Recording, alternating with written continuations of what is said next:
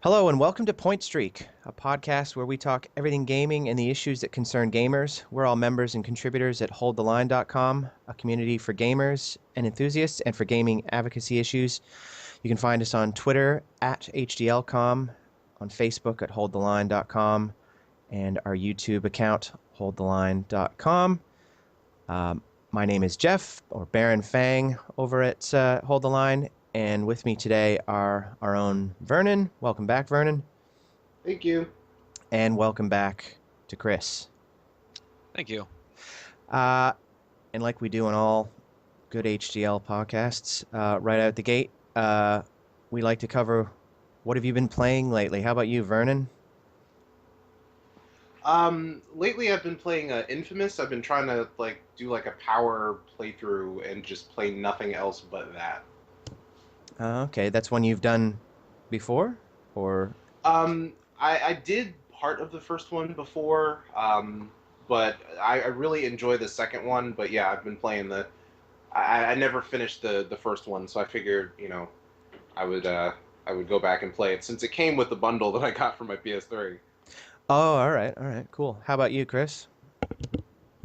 Well, I have been playing Infamous, but that's been my secondary game, so I'm not the power gamer on that one. But I actually recently started up Mass Effect 1. I'm streaming a full series run, and I started that up earlier this week. So that's what I'm working on right now. Wow. How many hours in are you? Probably about 15 or so. I've been playing pretty steadily 3 hours a night for the last 5 nights, so yeah, probably Okay. about 15 hours. And we'll have to get a count on how many bottles of wine that adds up to by the end of the full series run, too. um, One so far. and for me, I've been playing the hell out of Warframe. Which is a free-to-play online game. I hope everyone has some familiarity with. I downloaded it last year on recommendation of a few people and liked it, but it was I don't know if you two agree with me. It's a really it can be a tough game to get into because it doesn't explain itself very well. So They run you through a tutorial, but it's not. Once you're done with it, yeah, it it's doesn't like really. go run Yeah, play. yeah. I found myself going to Wikias and things a lot, trying to understand it, and nearly a year after I first downloaded it, I finally feel like I understand it a bit better. But it's also had a lot of improvements since last year too. So yeah, I'm having a lot of fun with it. Having a lot of connectivity issues with it, unfortunately, as well on the PC, but I'll persevere. There's a great game in there somewhere. You just have to get to the center of the Tootsie Pop, so to speak. Um, well, thanks to both of you for returning, and we want to talk something a bit less obtuse this week. Just the subject of downloadable content, or DLC, as it's more commonly known. And I can I'm old enough to harken back to the olden times when we had something called expansion packs. Would you guys have memories of those days as well, or am I the only one? No, those are those. I think we're in the right generation to know of Yeah. expansion packs. I had a few back in the day for StarCraft Oh and yeah. Yeah. Jedi Knight. Dark Forces 2 had an expansion, Yeah. or maybe two expansions. Aliens versus Predator 2 had an expansion pack. So yeah, I'm familiar with them. Yeah.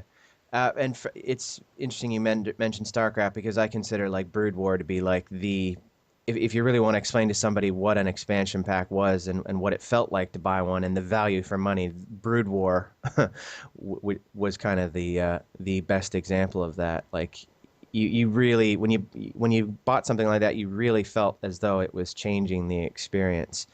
Um, and well, look, back then, downloadable content wasn't really that viable. It was digital distribution of like anything beyond patches and stuff wasn't easy in the days before broadband. So it made sense that a lot of this stuff was still being distributed in brick and mortar stores. But fast forward to today, I mean, does it seem like most AAA games have DLC these days? Vernon, is that am I the only one that feels that way? But it seems like if it doesn't have DLC, it's kind of the exception to the rule. Well, I think it's becoming a trend now, or it's become a trend now, where it'll, every game now has like a day one DLC type of deal. Mm, I mean, I do remember, Command and Conquer 2, Red Alert 2, yeah. um, Yuri's Revenge, that expansion pack, and that was fantastic. Um, but but yeah, it seems like every game comes with DLC now, and it's just a strange shift. Not to get off topic, but was Yuri Tim Curry, the actor Tim I Curry? don't remember. It's been so long since I played that game. I don't have very clear memories of it either, but I do remember Tim Curry being in Command and Conquer somewhere, and he was just ridiculous. His Tim performance. Curry is always ridiculous. Yeah. Um, but yeah, I mean, it's also I single out AAA because they're the ones that always have their hand out for more and more and more. But it's I mean, a lot of the indies have got it too in their model as well. So I think trend is almost understating it. It's almost become the done thing to try and get more out of I guess the investment. But I don't know. I mean, at a basic sense, like playing devil's advocate, isn't the choice of more just better? I mean, how do you feel about it, Vernon? If it is a choice, is it necessarily a bad thing that there's more content available? More is definitely better in some cases, but not always. Hmm. More is the reason that some things tend to fail. I mean, when you get right down to it, more is not the best in every situation. I mean, look at the Matrix sequels. And I guess Chris, as somebody who's a bit of a Pokemon fanatic, or I don't know I don't know what you actually call Pokemon enthusiasts, if there's a if there's an appellation, but that's certainly a series that encourages more and more and more, and updated this and updated that. Is it is that an example of a series where it's a completely positive thing, all the different iterations, or is that a good example of one where they just go over the top and dilute the quality with the obsession on more content, more options? I'm kind of, I don't know. I'm of two minds about Pokemon because for a long time I probably would have said that the more is starting to get worse. Hmm. But the latest game I found to actually be quite good. Hmm. So I'm sort of rethinking that, and I know like the longtime series fans are pretty much okay with it.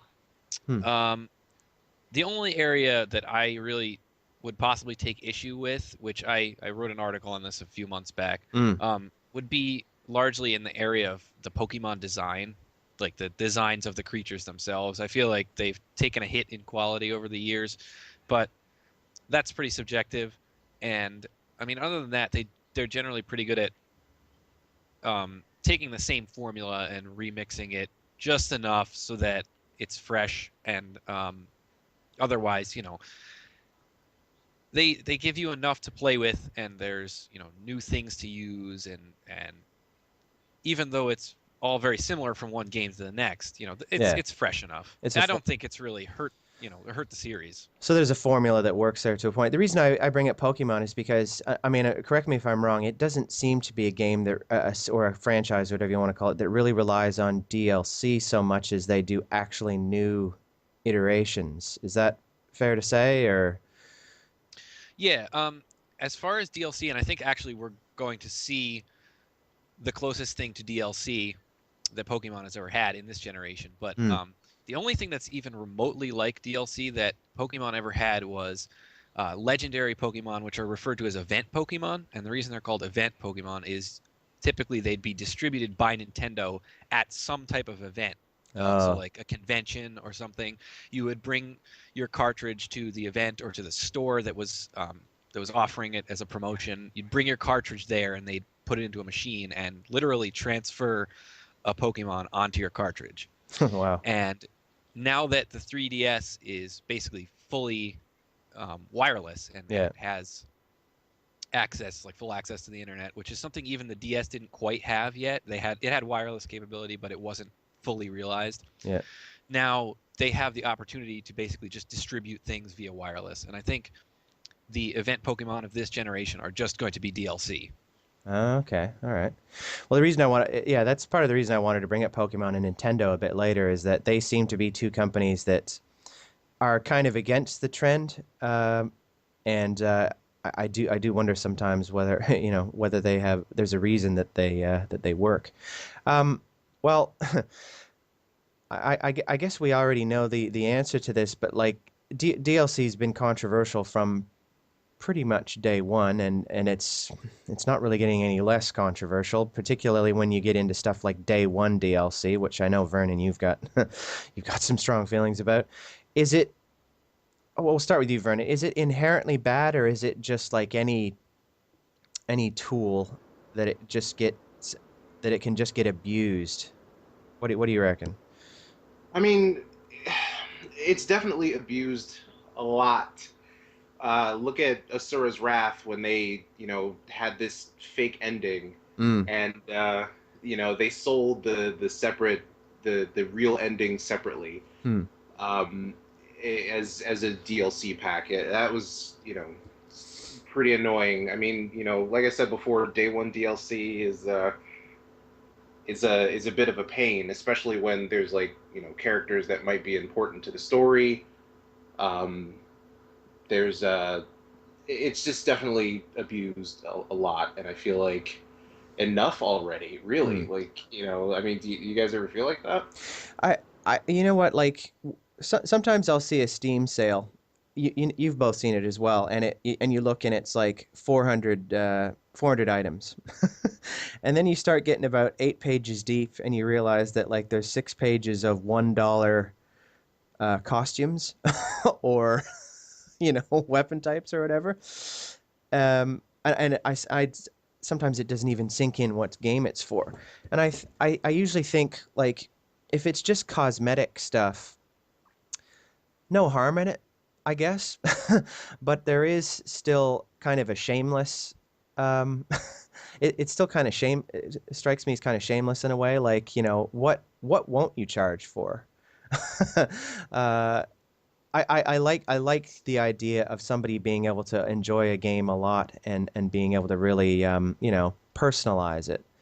And I don't begrudge anyone who wants to do that, but sometimes when I see when I see how small um, an item is and how insignificant it seems, I really do wonder what the value for money there is. And I guess that brings us to microtransactions, which are related to DLC. Is there is there any like accepted definition of what a microtransaction is, Vernon? Like, have you ever actually? Is there a dollar figure? What would you consider to be a microtransaction? Something that's like $1, where like, for example, Dead Space 3, Hmm. where you could like send your robots out to buy materials, Yeah. um, or to scavenge materials, and then you could pay money to bypass that. It's like a play to win system Hmm. almost. Yeah. But I don't think there's like an acceptable amount or a minimum amount for microtransactions. I mean, Yeah. it just you see them. You're starting to see them a lot of places now, and it's popping up everywhere. I think that you know it's this pay to win system that's really getting in the way of the game. Yeah. Well, Chris, you've compared to the two of us, you're pretty fast and loose with your Steam purchases, so you've probably got a more liberal attitude towards it than most. But like, is there a line for you that's like egregious or acceptable when it comes to these sorts of microtransactions, or is it really the pay to win that where it starts to get gray for you?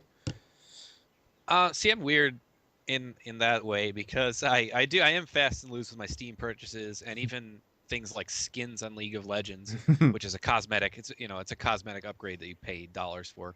Um, but I really do not like DLC that's just cosmetic, I don't pay for that stuff. I don't think it's worth it. Hmm. It seems like just a hollow purchase to me. Ultimately, with the exception of League of Legends, but that's different because that's a free-to-play game, and I perceive a skin purchase as directly supporting the company more than just throwing Yeah. dollars at some DLC for like a weapon pack or a costume pack or something for a single player game that I paid however much money for already. Yeah. So I mean, to me, I don't really find microtransactions to be acceptable in any case. I don't have anything wrong with them, but it's not something that I take part in. Yeah. It just seems to be such a dangerous road because every company, every publisher has a new diluted definition of what they can get away with charging, and I mean the recent the recent controversies surrounding Dungeon Keeper. I mean, that's that's got to be about as low as it gets, right? I mean, have either of you heard of or encountered anything that seems like as blatant as that, or is that a new low? Anyway, I don't know. I don't know if you saw much to do with that. No, sorry, Oh, I had a mishap with my camera. oh, Um, sorry, I'm Dungeon sorry. So Keeper. what was that? What was that last? I was What was saying, the game that's been causing a lot of controversy? Dungeon Keeper on iOS is what I would consider to be the new low for where microtransactions can go bad. I mean, have you ever encountered anything that was as that sort of off-putting, or is it just been to this point really more like cash grab sort of stuff Well, that's I'm not actually sure what the. I'm at a loss here because well I with haven't really been familiar with Dungeon Keeper. Yeah, Dungeon Keeper is basically to the point where you can do anything you want in the game for free. It's just it might take you a day or several hours to do anything. So basically, the payment system in the game basically just allows you to speed up playing it. But the problem is, Oh, th- yeah, th- that is yeah, quite familiar from the games that I have on on my tablet. yeah, For example, Iron Man 3, which is supposed to be quote unquote the official game for the movie. Um, and basically, the way to win the game, it's an endless game, but the only way that you get better and win is you play it for a really, really long time, or you buy all of the suits. hmm And that's pretty much how you win the game is to have all the suits. And mm, that's what you work towards to unlock them. yeah, So yeah, I see that as something. I see that as something when you explained about Dungeon Keeper as something similar. yeah, yeah. I for me, I don't mind when it's purely cosmetic stuff because then it really is a choice. You know, if you want to cut, I don't have a problem with people who want to customize or really, I mean, I was like it with Mass Effect, like Mass Effect 2. I went way overboard with the DLC for that. I bought everything for it, and part of it was just because I enjoyed the game so much. But I never felt like I didn't know what I was getting into, and I never felt like if I didn't buy the DLC that I would miss out on the full experience of the game. But it just seems more and more companies are using these sorts of microtransactions and DLC to actually say, well, you're not going to get the full experience unless you shell out extra for it. You know, your 50, $60 is only going to get you about 80%. And that's not how I saw it years ago with expansion packs and stuff. And it just seems to be a rather cynical way to keep putting their hand out. Um, Eric Kane over at Forbes has been talking a lot about Nintendo and where they go next. And I know Vernon, you in particular, have got some rather strong feelings about where the fact that Nintendo needs to they need to do something, right? It's something. I mean, I just Jesus, what are they doing over Yeah. there with the Wii U? I mean, to keep it in perspective, Sony and Microsoft aren't doing that well either. But Hmm. um, I mean, if we're talking about like DLC and stuff like that, I mean, Nintendo's at least adding some of their older like Game Boy Advance games Mm-hmm.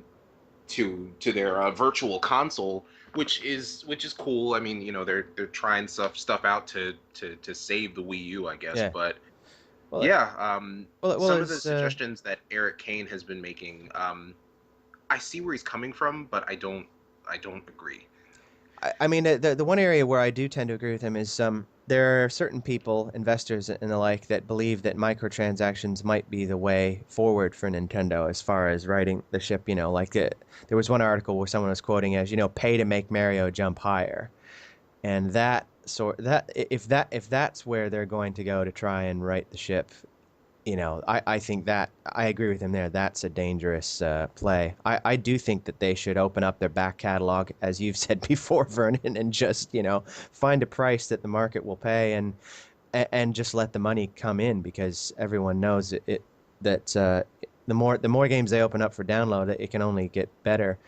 But Exactly. but the thought of like literally starting to parcel up complete Nintendo products, and as you pointed out, Chris, the thought of Pokemon going down that road. I mean, if somebody really dollars and cents focused and microtransaction obsessed got their hands on a game like Pokemon, you can imagine how badly it could go. Like how it could I'm just pretty sure destroy the core gameplay. they've talked about it in like a boardroom or something. Mm. How can we actually charge actual money for a Pokeball or something? So you see it as an inevitability? Yes. Hmm. At some point. I mean, how many generations of Pokemon have we gone through? Oh, Chris, what do you reckon? This is the 6th we're Okay. currently on. Yeah, look, I tend to agree with you, Vernon. It probably is just a matter of time before they try. But whether or not the hardcore, like the Chris's of the world, are going to go along with it, or take their Pokeball and go home, so to speak, will remain to be seen. There's also a very good article over at well, look, there was one mention at Giant Bomb, but a couple places where people have mentioned that Plants vs. Zombies Garden Warfare, which is getting some pretty good press and a lot of people are liking it, but there's also a lot of people looking at it and looking at it and thinking, wow, it looks as though that there's a possibility of putting microtransactions into this. It looks like they've left openings for it. And there's a lot of people that are wondering whether or not that core gameplay will change significantly if that happens. And look, I think there's every reason to be cynical, because we've seen a lot of good franchises have their good reputations smeared by some pretty pretty crappy decisions, with regards to DLC and microtransactions. I don't know. Oh, go ahead, Vernon. If I could ask about Garden Warfare, I did hear that they were going to have some type of microtransaction deal going on with that game. But what exactly are they planning on selling? What? It's a shooter. It's a lot of It's a third-person speculation. shooter. It's a lot of speculation, really. You'd have to know the game better than I do, but basically, there's people that are looking at it and inferring, well, here's where they could do this, and here's where they could do that. And look, I'd believe it. I don't know the game well, but I wouldn't put it past them. Any company that's got a hot franchise like that, passing up opportunities to turn on the faucet, so to speak, have some revenue stream tied to it. And that companies that would be willing to risk the goodwill they have for that short-term sort of profit, because you see it happening an awful lot, unfortunately. Everywhere. Yeah. I don't. Before I launch into my screed about it, are either of you familiar? Like, have either of you ever participated in season passes? Yes. Yeah. Just one, yeah. Yeah, season passes, as far as DLC are concerned, are the single, like, I find it really hard to get my head around. I understand why game companies want to do it, because they want your money and they want it as early as possible. What I struggle to understand is the consumer mindset. Like, I mean, we'd all agree that season passes are meant to be a discount, right? You're meant to get a slight discounted rate, basically. That's what they're pimping them with, basically. Yeah, that's the idea. So you're paying, you buy all the DLC in advance for like $2 or $3 less than if you were to just buy it when the DLC comes out. Exactly. So you're paying up front for the promise of a certain amount of content before you even know precisely what that content is. And I know that different companies vary to the extent how much they say specifically is going to be. Some of them are really vague. Some of them will actually come out and say it's going to be 2 multiplayer ones, 2 single, but there really isn't a lot of consistency. What I hate the most is the name. And I know that some marketing jackass came up with this because the name evokes the image of a theme park, a season pass. Like you get your Disneyland season pass, you come back as often as you want in the season or year, whatever the case may be. The problem is that they decide how long the season goes on. They decide how much DLC it is. They decide what type it is. They decide when it stops. And then sometimes, a la Gearbox, they decide what's outside of the boundaries of the season pass. So as a consumer, you're taking a lot of faith that, that they're going to make the right decision. Like, you think, oh, I want to ride Space Mountain. Well, and then they go, no, we're going to make more teacups. Teacups 2, Return of the Teacups. Like, you want Space Mountain. They're the ones that decide what you're actually going to get. What I don't get is, as a consumer, why you would want to surrender your choice up front like that. Like, this is beyond prepaying. This is, I don't even know what I'm going to get, but for some reason I have faith. Like, is it just the discount? What is it that people that people see in this that because I can't get my head around it. Why is this a good thing to people? If you ask me, this is the problem with gaming consumers right there in a nutshell, is that they are way too ready to throw their money at something that they don't know anything about. Mm-hmm. That's like the bottom line. If you ask me what is the major problem in gaming today, I mean, yes, the industry is at fault, but I think it is just as bad of a problem that people will throw their dollars at anything. Mm-hmm. And it's like that fanboy thing. It's like, well, the next Call of Duty game's coming out, $60. I'll pre-order that. I'll throw in for a collector's edition. I don't know what it is. Mm-hmm. I just know it's got Call of Duty. Or Bungie's making Destiny. It's got Bungie's name on it. It must be good. We want this now. And it's like, what you? I think that's really the same thing that goes with season passes. You get Halo 4 is coming out. Well, get the season pass for Halo 4 because it's Halo. It's got to be good. We got to get the DLCs for Halo because it's Halo. Wait, how do you see it, Vernon? Is it just fanboyism? Is it like proving your? Is it like loyalty? You have some? Yeah. Is it proving your loyalty? Is that all it is?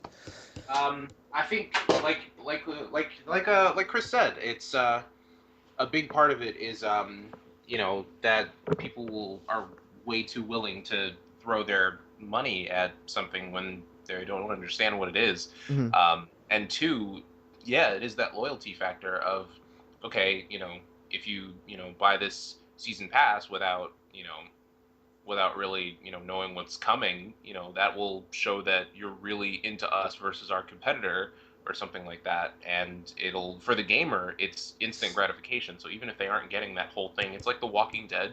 Like, you can pay for the whole season up front. Yeah.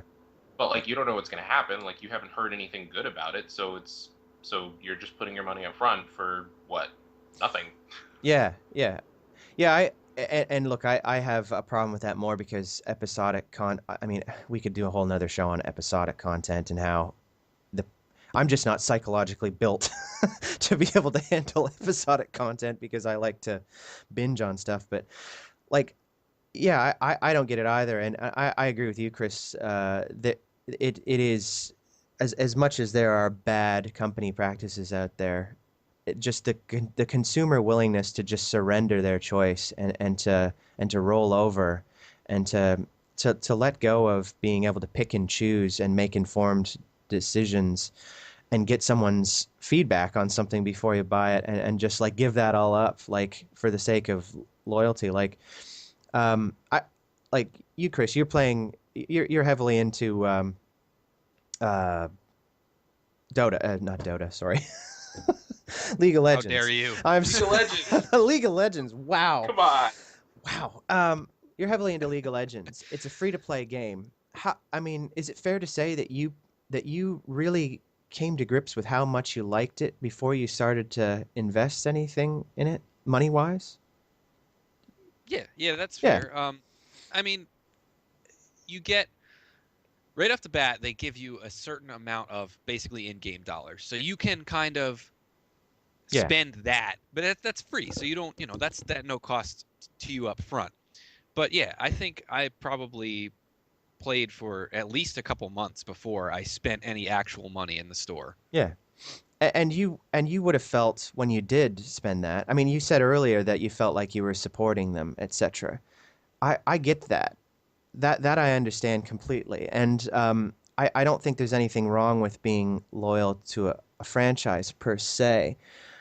What I don't understand is when you go when you just completely give it over to loyalty. Like, um, I mean, I don't do pre-orders because I've been stung.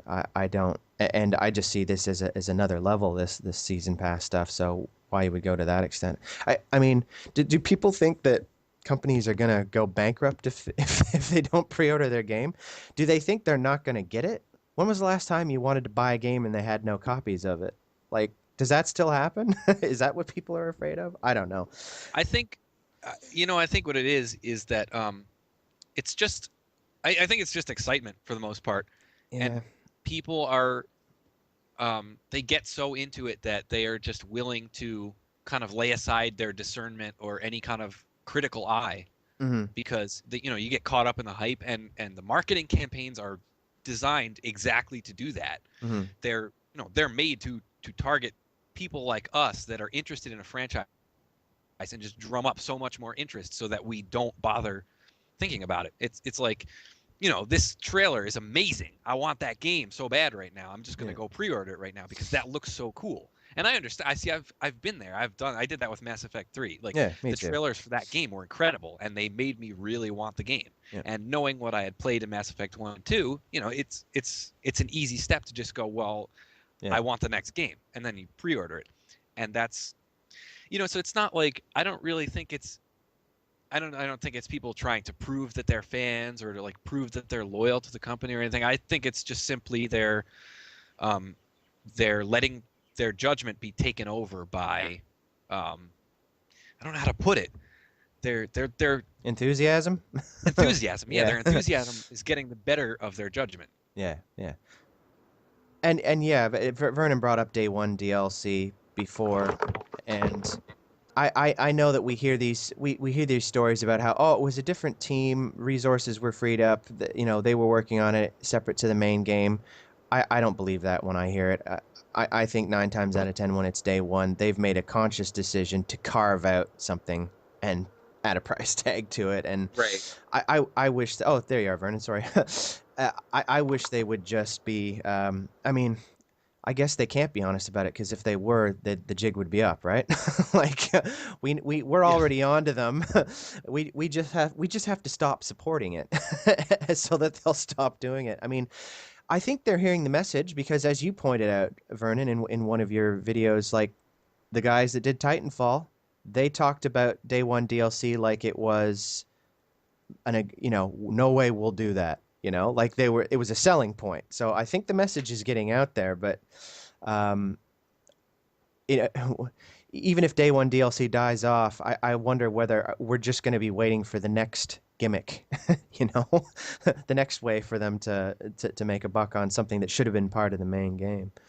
I hate to be cynical, but that's probably inevitable. Yeah, I mean, that's what their marketing teams at these publishers, that's what they do. yeah. That's their living. What are the, without being all negative, what are the best DLC? Like, what are the best types of DLCs? Like Vernon, we've all enjoyed DLC. Lair of the Shadow Broker, I think, is one. I was going to say Lair of the Shadow Broker. And look, Yeah, that was one of my favorites. it's to their credit and it's well, value for money. What it brought to the game, how seamless it was. Like it ticked all the boxes, right? That's why that's why it instantly comes up when people talk about good Day One DLC. But is there a formula to doing? Sorry, not Day One DLC. Is there a formula to getting DLC right? Is it just a combination of the right price, the right quality? It definitely has to be a good, worthwhile addition to the game, to the original game. Hmm. Like we said, Lair of the Shadow Broker was a very good addition to the to the game, to the original game, and it sucked that it wasn't in the original copy, but you know Hmm. it was a good addition. Yeah. Lair of the Shadow Broker was like a next gen version of an expansion pack. Yeah. It's exactly what it was. You know, it was like it added a side story to the game that wasn't part of the main story. It didn't really even tie into the main story at all. It was a separate thing, and it had a bunch of content. It had a bunch of new gameplay features. Yeah. It was like it hit everything that the old expansion packs used to hit. Hmm. It gave you that feeling, like you mentioned about Brood War before. It was Yeah. Mass Effect's equivalent of that perfect mix of like new and old experiences together, and it didn't feel like it was chopped out. Hmm. It would have been great if it was in the original game, but it didn't feel like they had removed anything to give that DLC. Yeah. Um, Another good example, and I admit I haven't played it, although everything I've heard about it suggests that this is the case. The Enemy Within edition for XCOM Enemy Unknown. Um, Firaxis actually tried to do a few traditional minor DLC type ones, and they weren't super successful. This one they threw a lot of time and resources into, and it was more expensive, and it had the feel of one of those old school expansion packs that we're talking about. I mean, wasn't it like $40 when it came out? Like that's a pretty beefy price for an expansion, but everything that I've read about it and seen in the reviews suggests that it really adds a lot of content to the game. And I think if there is such a thing as a formula, and this holds true for Lair the Shadow Broker, you can tell when they put a lot of time and effort into it and when it's just phoned in, right? I mean, it's pretty easy to notice when they're serious about it and when they're, you know, passionate about it. I mean, the uh, there were a couple DLCs for Mass Effect 2 where it was pretty clear that they were a bit more just cursory attempts, you know. Um, who would you say? Are there any others out there other than that one that you would really identify as like a DLC that really ticked all the boxes for you, Chris, or is that the That main is one? truthfully, that is one of a very small handful of DLCs that I bought, and almost all of that small handful are from Mass Effect 2. So Wow, yeah. No, I'm kind of the same. I would say nearly a third of the DLCs I've ever bought were for that one game, and and it had a lot. But part of the reason it had a lot is because I think there was enthusiasm for them. What about you, Vernon? Were there any other games you can think of where you really got a lot of value and enjoyment out of DLC and felt like what you'd paid for and what you'd experienced was worthwhile? Not that I can think of. Hmm. It's sad, I isn't it, that we can't think of more? it, it's kind I of mean, the it's only kind thing of that I sad. can really think of would be the expansion pack days. Command Hmm. and Conquer, Lair 2, Yuri's Revenge. Yeah. I just think it's I just think it's that quality control. Like, I'm not gonna sit here and say, oh, if it's short, that means it sucks. Like, I've played some short DLC that was well done, and the price was right, etc. I think it just has to be quality. I don't know how else to put it. You can kind of smell when it's when it's something that they didn't give a crap about, you know. And paying for different endings and stuff is definitely a case where they didn't care about the reaction they were going to get. Who would you say are the worst offenders out there? I'll give it to you, Vernon, because I think I already know the answer to this. What companies do DLC the worst as far as you're concerned, Vernon? I gotta say, Oh, Capcom. yeah, I actually wrote that down. I put it in brackets because I knew I knew you were going to say You knew I was Capcom. gonna say it. Uh, yeah, I mean, look, it's a long list of I don't know, insults. Is that the right word? Yeah. Well, I think just in general, I think that you could tell there's a clear separation between what they the characters that they cut out, the story elements that they cut out, the the costumes and stuff like that. Just all of that added up to Mhm. just a really bad experience in the form of Asura's Wrath, that Street Fighter X Tekken game where they put out like 20 characters, but they were on the disc. Yeah, yeah. Chris, do you have any personal experience with DLC or any companies that you just look at as being the, if there was a model to steer clear of what they're doing as far as DLC? Well, I mean, I never really, I never really liked Capcom or like any of their games. Basically, it's kind of amazing how many games I look at from Capcom and think, man, I'm not interested in that. So fortunately, I have not had any experience with them. Mm. EA is pretty notorious, I think, as well. Mm. See, again, a lot of the DLC experience I have is from Mass Effect, and From Ashes from Mass Effect 3 was one of those day one DLCs that was like, this was cut from the game. This should have been in the game. Mm. I guess BioWare are a good example of a company that can do it right and do it bad, as like to the opposite ends of the extreme. Really, it's kind of sad. Yeah. Yeah, even within the one game, like the one franchise, they can get it so right and so wrong. Yeah, it is kind of sad because you wish that there was like one company out there that you could point to as like a model, but I don't really think there is one. I think just about any company that's tried it has had missteps. I mean, even Arkham City, which is a game. I mean, all three of us love Arkham City. Even if we might have views as to which was the actual best game in that series. But it's got good DLC. It's got some DLC that is just boring beyond belief. So you don't even get good. You don't even get consistency within one game, much less one developer. Well, how should they do it better? I mean, I asked the question earlier about what's the formula. Is there a is there a right answer? What is it that they need to do to get DLC right, Vernon? Is it a mindset? Is it being respectful of the consumer? What do you think it is? Respectful of the content that you're basing it on. I mean, it can be a separate thing from the story that you're telling, but there's like you said, there's certain notes like music, character, story.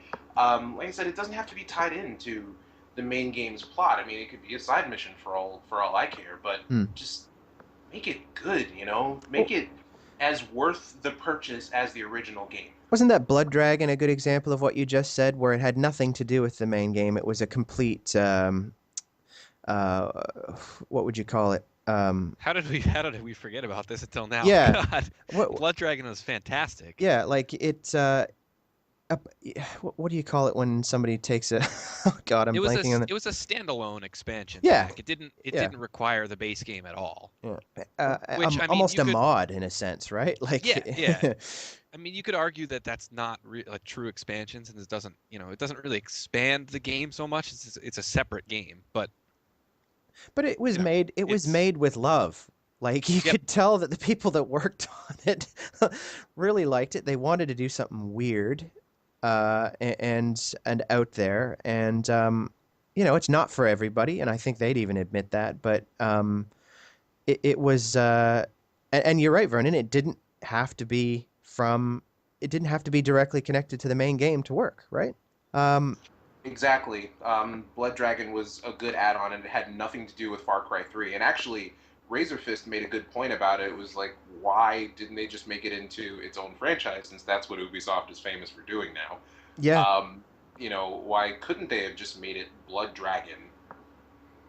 Yeah. A lot of people kind of mused why Assassin's Creed 3 didn't do that and split off into a boat series, a ship series, and a separate, traditional assassin series. It wouldn't have been that surprising if they'd done it. What about you, Chris? Is there? I mean, but that's a great example of one. Like, is there any? Is there any one thing that they should be doing to get DLC right, or is it all a case of just avoiding pitfalls? This is what I guess I've been collecting my thoughts over the last 45 minutes or so, but what they really ought to do is, and it's funny because you just mentioned this like 2 sentences ago, but what they really need to do is, if the game deserves add-ons, or if they really have something inspired that belongs as an add-on for the game, Hmm. and they are passionate about it and they feel like it's a complete package, a good piece of content. If the developer thinks they've got something that can make a good expansion DLC, I think that's going to be the most promising start for a good DLC. And if they don't, if they're really just making DLC in name only, just make a new game. Flesh it out, turn it into something separate. Take that idea and build it up into a new franchise, Hmm. like Blood Dragon. See, I'm not criticizing Blood Dragon here, but I agree. I really think I personally think Far Cry 3 Blood Dragon should have just replaced Far Cry 3. They should have never made Far Cry 3. Just skip that, go right to Blood Dragon, because Blood Dragon was so superior. I can't even. Uh, but that and Assassin's Creed, it's like it doesn't need to have the Assassin's Creed name on it. Just branch it out. Be creative.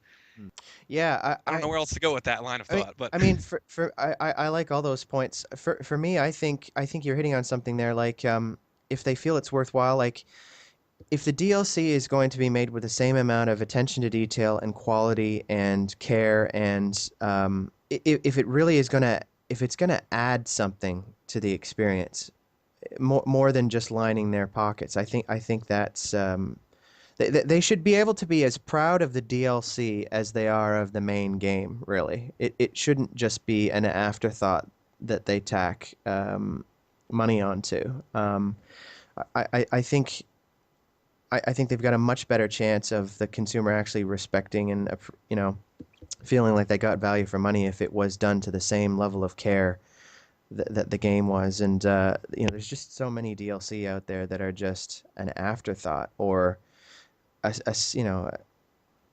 like a trick almost. Is that is that going too far? Like, sometimes it feels like they're trying to trick people out of their money. But before we close it off, like, how do you guys feel about Game of the Year editions? Like, I'm probably unusually patient as far as a gaming consumer is concerned, and I will wait for these Game of the Year editions that have everything. Like, are they?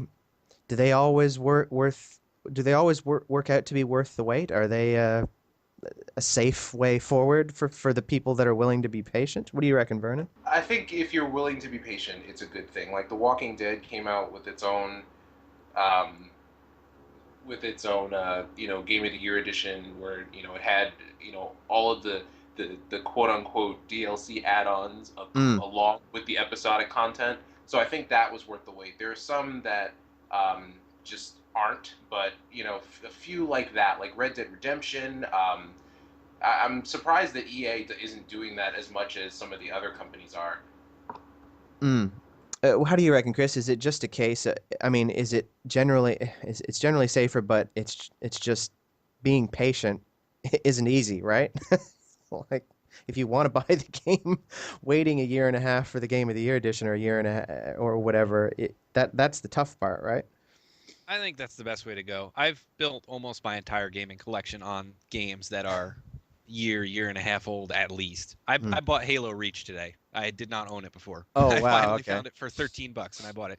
So that's the kind of customer I am when it comes to gaming. I will always wait for a good deal on something. I didn't buy Saints Row 4 right away, even though I was really tempted to for a while, but Mm. um, and there's been a few games that came out recently that I toyed with getting them, but it's just these days it really does seem like waiting a little while, 6 months. I mean, it's not that long in the grand scheme of things. You just wait a little bit and you Mm. can get a great deal on the game and all of its associated content and Yeah. stuff. And the publishers don't want to hear that, I guess. But I would imagine not. but as people we've all been stung and seen people get stung by just jumping in and as options to I mean, Vernon, you had some retail experience. Like, if you traded in a game within the month that you first bought it brand new, what percentage do you think you'd get back on your dollar spent in terms of the trade in? What's as good as you're gonna Um, get? 60%? it depends on what the company sets for it. Because when I would trade in, let's say, I think it was Spec Ops: The Line, Mm. and I I had an interesting experience with that. I did trade it in about a week later because I finished it. It wasn't that long of a game. It was a good game, um, Mm. but I think I got less than half of what I paid for it. Oh wow. Okay. Yeah, so a lot of you got to be careful when trading in. Not you guys, but like customers in particular. Like you have to be careful because like even when the new Super Mario Brothers came out, I think it was only a $25 trade-in for like a $40 or $50 game. Hmm. Jeez. Well, yeah, and in an era where, more and more games are being bought digitally and you can't return those easily anyway, I think you should be more selective. But I think we three are rare animals out there by the sound of it. As much as, Steam sales and Game of the Years and Platinum Editions and things like that are popular, I think there's a lot of people that are just willing to plow ahead on that first day purchase and take the risk. And yeah, why they do the same with DLC is beyond me. Well, guys, unless there was any other specific DLC topic you wanted to cover, I think we've covered that nicely. I just wanted to cover a couple pieces in news, just too quickly. One, and Chris, this will be close to your heart as well. The Swapper, which was a game from last year that I loved a great deal, kind of a very different puzzle game. The PlayStation blog has revealed it's coming to PS3, PS4, and Vita. And I believe, Chris, that was originally just a PC Steam exclusive. Yes, it Yeah, was. that's great news. Anyone who's got a PS3, PS4, Vita, or plans on getting them, give it a look. I'm sure it'll be relatively affordable. I mean, I think it was under $10 when we got it, Chris. So I mean, Yep. yeah, Its full price is only about $15 to start yeah, with. it's a great game. I When people ask me what it's like, I think of Portal, but it's a platformer, so that doesn't make sense. But then I think, well, I guess there really isn't any other game that it's exactly like. But it has some of that Portal sensibility in terms of the fact that you're very alone in the experience, and it's sparse in terms of dialogue and interaction with other living things. But and there's that sense of loneliness in the game, but it's a brilliant game, and the mechanic is, I don't know, I've never played anything like it. I think if you're lucky enough to have one of those three systems, you should give it a look. Other thing, and I wanted to mention, and I can't believe this didn't get more notice, but this is just happening more and more.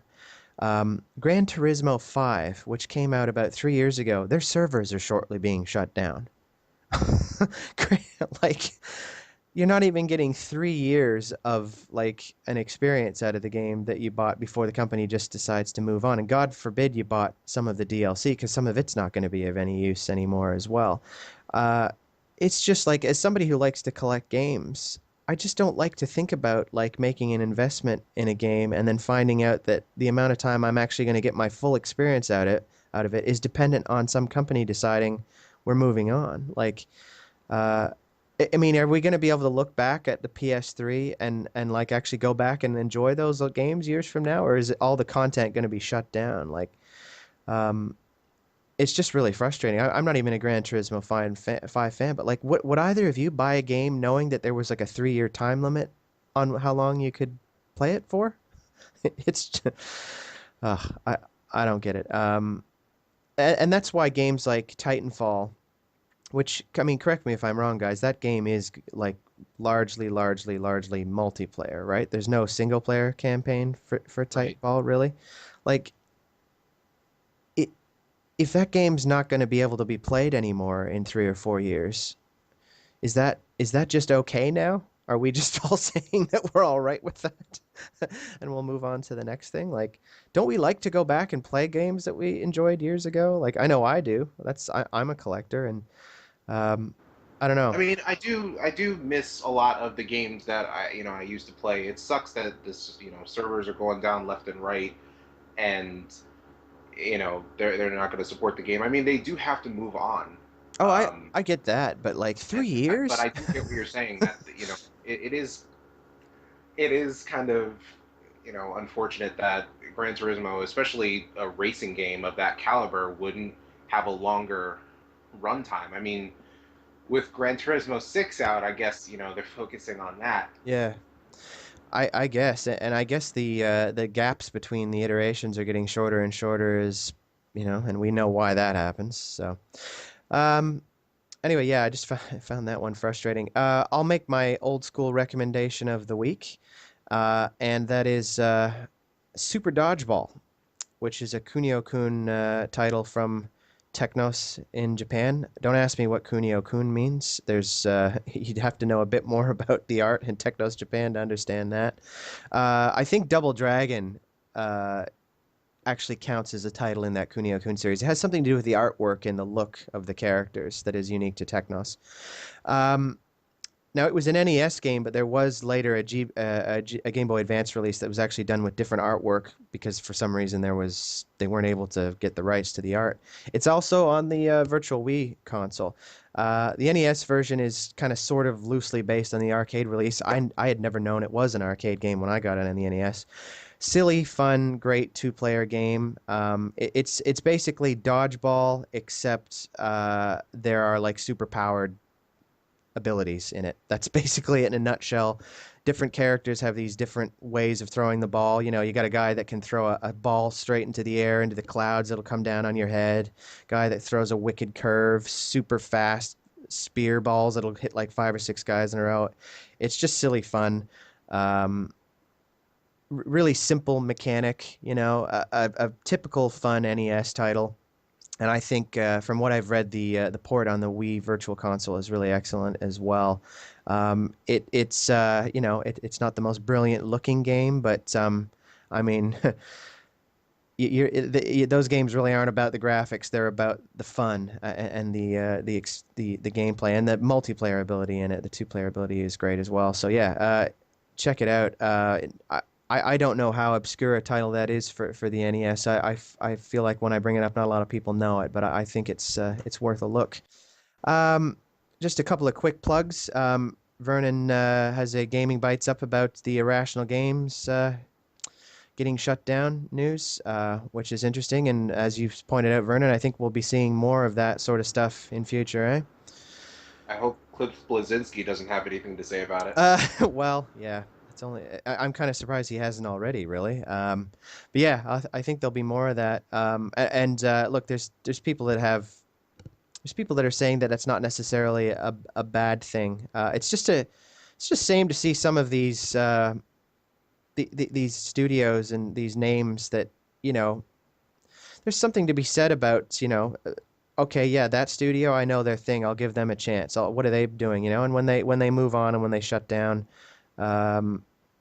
It's a bit of a shame, even if that talent is retained out there in one way or another. I mean, EA has shut down so many venerable old studios over the years. I've lost count. But seeing Irrational get shut down after BioShock Infinite was like on a lot of people's Game of the Year lists doesn't quite compute for me. I don't know about you two, but that sort of thing doesn't really. I'm not used to seeing that, but maybe that's the world we're in now. Also, we've got Wastelander, his latest Whatever Happened To series on Bard's Tale. Are either of you familiar with that? That's an old series, that one. That's before my time. Oh, yeah. I mean, that game is so old, I'm sure Wasty had to get the DeLorean up to 88 miles an hour to be able to do his research on it, because there's just... I'm surprised there's even a lot of information out there about it. We've also got a GameVox server up, so check it out. Volion, Vernon, as I recall, has a post on the main page about the details of our GameVox server, where to go to sign up. Yes, and you guys should do that right away so that I have someone to chat with. I've actually signed up, and I think we have a couple hundred slots, or however it works. So yeah, check it out. It's we basically got a free sort of trial, or whatever you want to call it, server from the GameVox guys, and yeah, check it out. It's pretty cool. I haven't used it a lot, but sound quality is pretty good to me. Vernon, have you had much chance to test it out? I was on earlier today talking to Victoria, so the quality's actually as good as Skype. Oh, really? Okay, excellent, excellent. Well, it's good to know because it could come in handy for any number of applications on the site, even if it's just socializing or, gaming Yeah, as a group. I'm looking for a replacement for Axon right now because of that microphone volume Yeah, issue that I was talking about earlier. yeah, I've had that same thing. Anyway, we'll wrap it up, guys. Again, as I mentioned at the start of the show, you can find us on Twitter at HDLcom, on Facebook at holdtheline.com, on YouTube, our YouTube channel at holdtheline.com, and Vernon, pretty much all our content ends up on our YouTube channel at one point or another, including all our gaming bites and Goose Says, etc. Yes, sir. And Goose should be back anytime now. Yes, Whenever he gets his new camera. I was going to ask if Goose was coming in for a landing, so to speak. It sounds like he's on an approach pattern to extend that He hit some analogy further. turbulence. He did. He did. And check out our forums, our thriving forums at holdtheline.com. Become a member, donate, join in. We've got a thriving community there, a chat room. We've got a specific mailbag for the podcast. It's called Point Streak, one word, Point Streak at holdtheline.com. If you've got questions or feedback, there's also an ongoing forum thread about the show itself. If you've got any suggestions about topics, if you're a member and want to join in, we'd love to have you. Well, thank you to Chris and Vernon. Thanks very much, guys, for joining me on a talk about DLC. I think we can safely say that the topic's going to come up again in future, right? I mean, as Chris said earlier, it's only a matter of time until some genius finds out a way to screw us over again, right? It's only a matter of time. Sadly. Yeah, I mean, look, every time we think there's been another way to get it wrong, we somebody manages it. I mean, I think we can all agree it's not an inherently evil or bad thing, DLC. It's just, yeah, it's dangerous. And I think as consumers, we just need to have our heads on straight about it and be choosy, for God's sake, Like, don't be taken advantage of. Actually, question what it is we're being fed, Thanks again, guys. And we'll see you next time on Point Streak. Thanks very much. Cheers.